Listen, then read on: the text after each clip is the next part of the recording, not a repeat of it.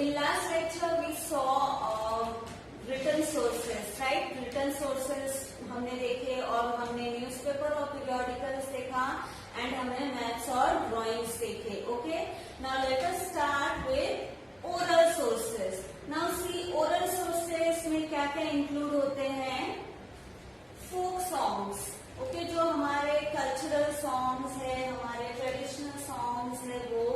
Then powada. Powada is a genre of Marathi poetry.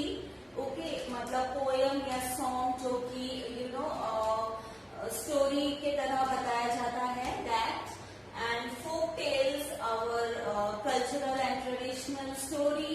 Then narrations. Narrations means again stories. Then interviews, जो भी बड़े बड़े leaders है, एमिनेंट पर्सनैलिटीज हैं, उनके जो भी इंटरव्यूज है वो.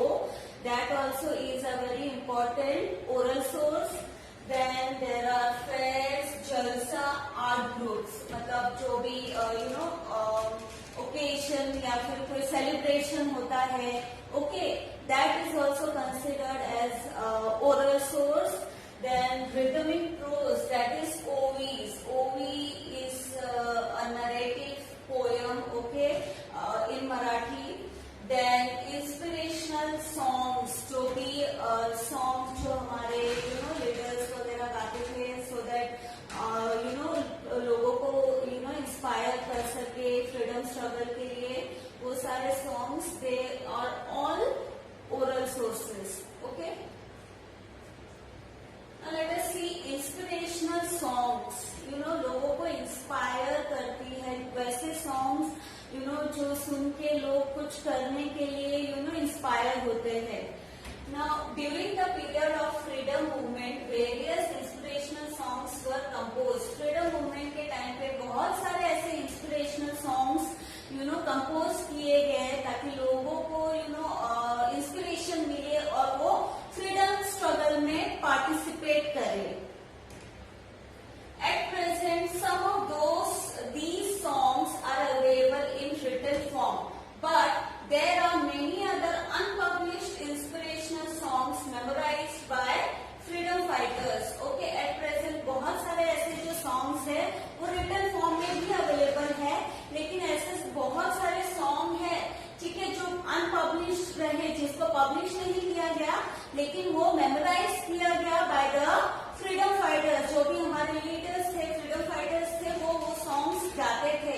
ठीक है, through these inspirational song we get information about the conditions during the pre independence period and also the spirit behind the freedom struggle could be understood. ये जो इंस्पिरेशनल सॉन्ग है, इसके जरिए हमको प्री इंडिपेंडेंस का जो पीरियड था उस वक्त कैसे कंडीशंस थे, ठीक है, लोगों के कैसे कंडीशंस थे उसके बारे में पता चलता है. एंड ऑल्सो लोगों का जो स्पिरिट है, ठीक है, एंड स्ट्रगल करने के लिए, फ्रीडम के लिए जो स्पिरिट है, जो जज्बा है लोगों की, वो हमको इन सॉन्ग्स के जरिए पता चलते हैं. Powada. Okay, powada is a source for getting information about historical event or the work of a person.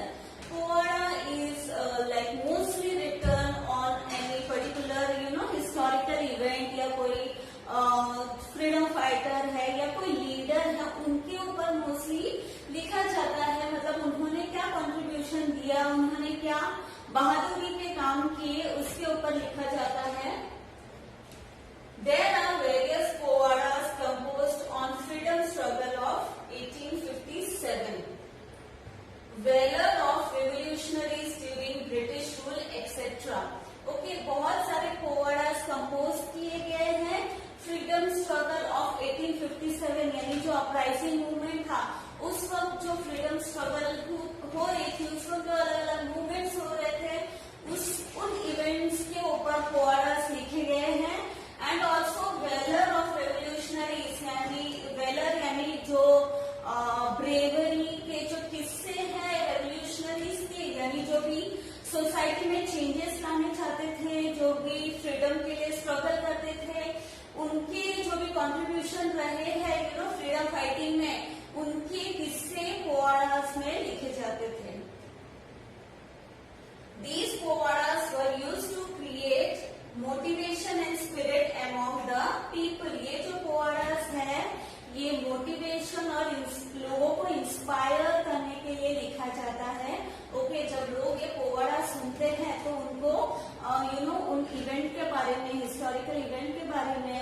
भी लीडर्स हैं या जो भी फ्रीडम फाइटर्स हैं उन्होंने क्या कंट्रीब्यूशन दिया स्ट्रगल करते वक्त, फ्रीडम के स्ट्रगल में, उसके बारे में हमको पता चलता है, तो we get motivated and inspired.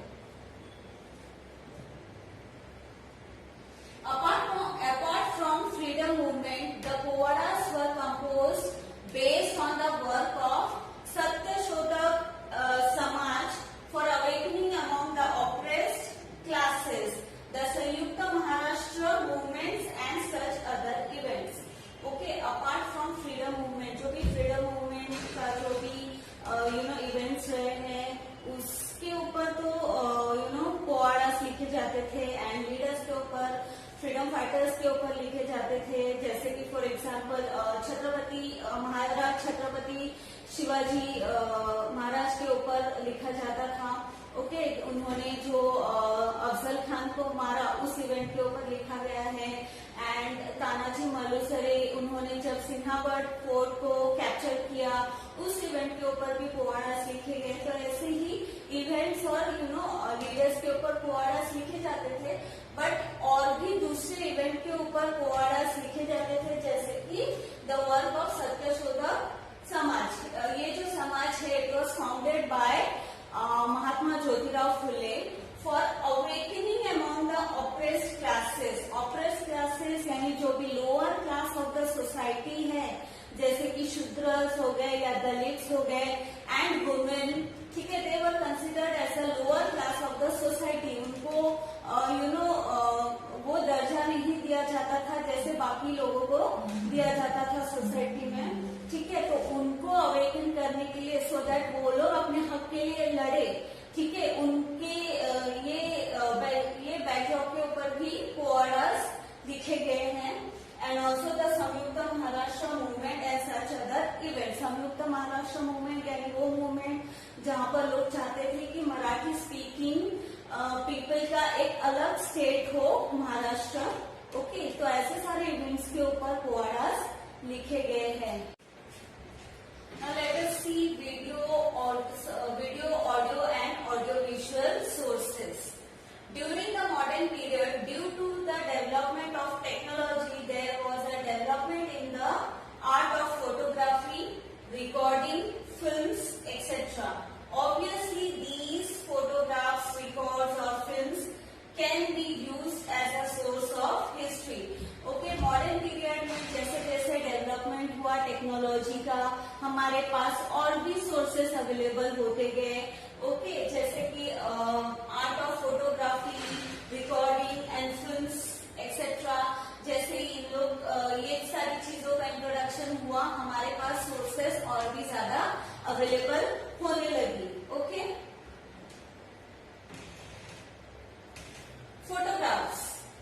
Photographs are visual source of modern Indian history. With the discovery of art of photography, photograph of various persons, events, objects, structure, places were clicked. Okay, photograph एक visual source है, यानी जिसको हम देख सकते हैं, ठीक है। वो मॉडर्न इंडियन हिस्ट्री का एक विजुअल सोर्स है। Okay, and with the discovery of photography हम लोग अलग अलग चीजों के फोटोग्राफ्स कैप्चर कर सकते हैं, जैसे पर्सन हो गया या कोई प्लेस हो गया या कोई ऑब्जेक्ट हो गया या कोई इवेंट हो गया। सो ये सारे जो चीजों का फोटोग्राफ्स हम कैप्चर करके उसको as a visual source use कर सकते हैं हिस्ट्री पढ़ने के लिए। Through these photographs, we get information of the person or an event in a visual format. You know, ये photographs के जरिए हमको जो कोई person है या कोई भी event है उसके बारे में हमको information मिल सकती है। Okay? In case of medieval period, there are paintings available that depict the physical feature of a person or visual description of a particular event, but the authenticity of these paintings is doubtful. Comparatively, photographs are considered to be more reliable. Medieval period में जब लोग paintings करते थे, painting के जरिए वो बहुत सारे इवेंट्स को या फिर कोई भी इंडिविजुअल हो गया या कुछ ऑब्जेक्ट हो गया, उसको पेंटिंग करते थे और उसको रिकॉर्ड करके रखते थे। लेकिन they were considered as doubtful, क्योंकि we are not sure about कि वो जो आर्टिस्ट है जिसने वो पेंटिंग की है कि उसने कोई रियल इवेंट को देख के या कोई रियल पर्सन की पेंटिंग की है या फिर ये उसका इमेजिनेटिव वर्क है। ओके, तो that we can guarantee, but comparatively photographs are considered to be more reliable, यानी फोटोग्राफ जो है वो एक्चुअल चीजों को ही कैप्चर कर सकता है। ओके, जो चीज एग्जिस्ट नहीं है उसको फोटोग्राफ कैमरास कैप्चर नहीं कर सकता। So photographs are considered to be more reliable, more trustworthy. Okay, the photographs of a person gives information about the physical features, dressing style, etc. अगर आप किसी पर्सन का फोटोग्राफ देखोगे तो वो फोटोग्राफ देख के आप उसके बारे में कुछ न कुछ पता लगा सकते हो, जैसे कि उसका फिजिकल फीचर कैसा है, देन उसका ड्रेसिंग स्टाइल कैसा है। Okay, then photographs of an event give a visual image of the event, whereas photograph of an object or a structure helps in understanding its nature. Okay, photograph का अगर कोई भी event का अगर आप photograph देखोगे तो हमको एक एक विजुअल इमेज हमारे माइंड में क्रिएट हो जाता है कि ये इवेंट कैसे रहा होगा। एंड अगर आप कोई स्ट्रक्चर या फिर कोई ऑब्जेक्ट का फोटोग्राफ देखोगे तो उसके थ्रू उसके नेचर उसके फीचर्स के बारे में हम पता लगा सकते हैं, जैसे उसके size, colour, shape. Okay, hello children, in last lecture we saw oral sources. Oral sources में हमने इंस्पिरेशनल सॉन्ग्स देखा और पोवाड़ा देखा, right? And also we started with video, audio and audio visual sources. उसमें हमने फोटोग्राफ देखा। Now let us see recordings. Okay, the discovery of technique of recording was also as important as photography. जैसे photography का discovery हुआ वैसे ही recording का discovery हमारे लिए बहुत ही इम्पोर्टेंट रहा। It also acts as a very important source of history. Recording is a form of audio sources of history. Recording एक ऑडियो सोर्स का फॉर्म है हिस्ट्री में, ओके, जो हम सुन सकते हैं। Okay, during modern period the speeches of leaders और important personalities, songs etcetera are available in the form of recordings. Modern periods में जब रिकॉर्डिंग की डिस्कवरी हुई तो जो भी बड़े बड़े लीडर्स है, इम्पोर्टेंट पर्सनैलिटीज है, उनके जो भी स्पीचेस रहे, ओके, वो एंड इवन सॉन्ग्स जो है वो हमारे लिए बहुत ही इम्पोर्टेंट ऑडियो सोर्स रहा। They can be use as a source of history. ये सारी चीजों को, स्पीचेस को, सॉन्ग को हम as a source of history use कर सकते हैं। For example, national anthem Jana Gana मन sung by Rabindranath Tagore himself or the speeches of Subhash Chandra Bose can be used as an audio source for the study of history of modern India. जैसे कि national anthem है हमारा जन गण मन, जो रविंद्रनाथ टैगोर ने गाया था वो, and also the speeches of Subhash Chandra Bose, उनके जो भी स्पीचेस रहे हैं वो can be use as an audio source. Okay, and we can study the history of modern India using all these sources. Now let us see films. Okay, films are considered as a unique discovery of modern technology. Film जो है वो एक unique discovery है modern technology का। Film के जरिए हमको जो इवेंट है वो ऐसा लगता है जैसे हम वो लाइव देख रहे हैं। ओके, उसमें हम देख भी सकते हैं और हम सुन भी सकते हैं। In the 20th century, there was a great development in the technique of filmmaking. 20th century में फिल्म मेकिंग में में बहुत अच्छा डेवलपमेंट हुआ उसके टेक्निक में.